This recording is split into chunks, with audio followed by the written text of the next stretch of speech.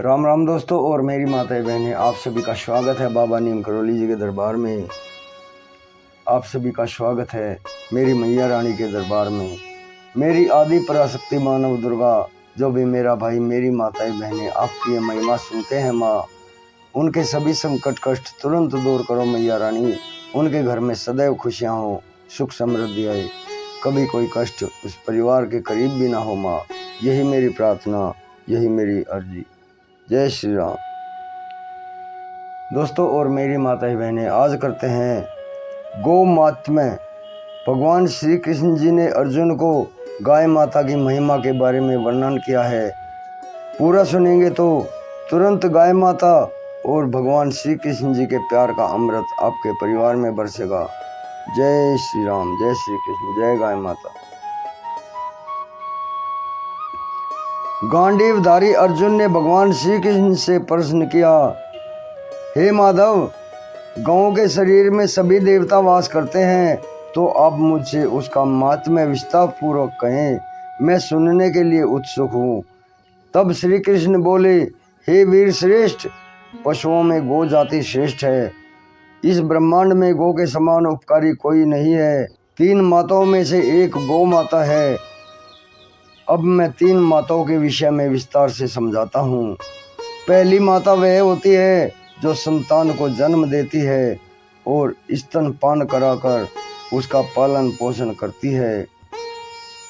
क्रम से जब बालक बड़ा होता है तो वह माता स्तन से दूध पिलाने में असमर्थ हो जाती है, तब वह उसे गौ माता को सौंप देती है। दया से पूर्ण हृदय वाली गौ माता तब अपने इक्सीर से, अपने दूध से, अपने बछड़े के साथ मनुष्य के शिशु को भी पोषित करती है। जैसे वह अपने बछड़े को पोषित करती है, वैसे ही वह दूसरे बालक को भी पोषित करती है। इस प्रकार क्या वह उसके 2 पुत्र नहीं हुए?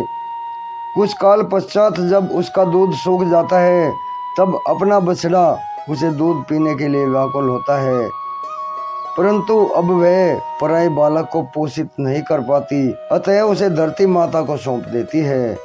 तब धरती माता प्रसन्नता से अपने गर्भ से उत्पन्न हुए अन्न जल द्वारा उस बालक का पोषण करती है।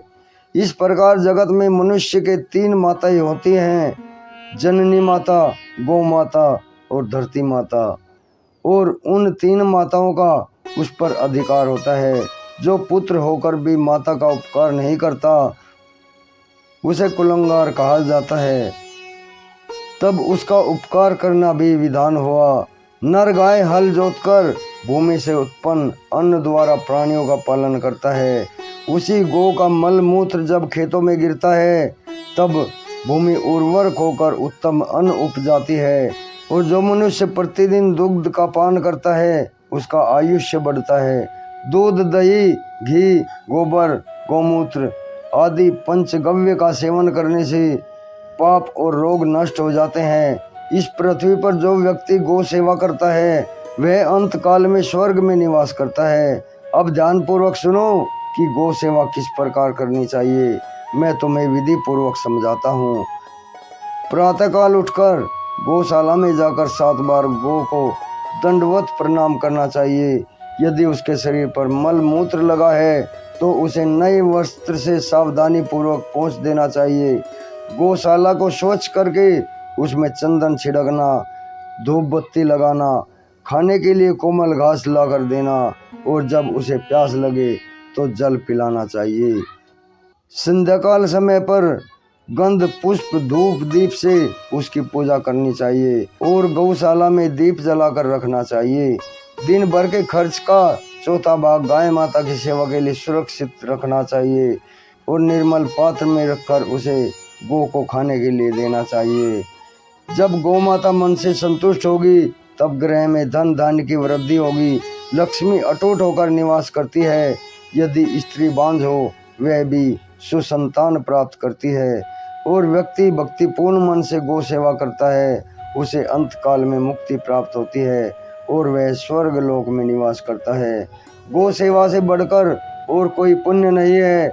जब गौ प्रसाद से घर में शांति का वास होता है। हे धनंजय, तुम गौ सेवा करो, जिससे तुम्हारा यश, लक्ष्मी और आयु सदा बढ़ेंगे। गौ ही ग्रह की प्राप्त परंपरा और संपदा है।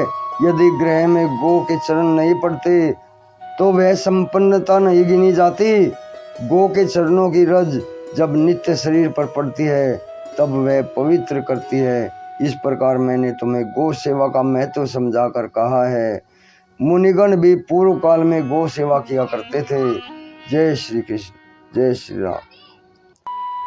दोस्तों और मेरी माताएं बहनें, भगवान श्री कृष्ण ने हमारी 3 माताओं का वर्णन किया है।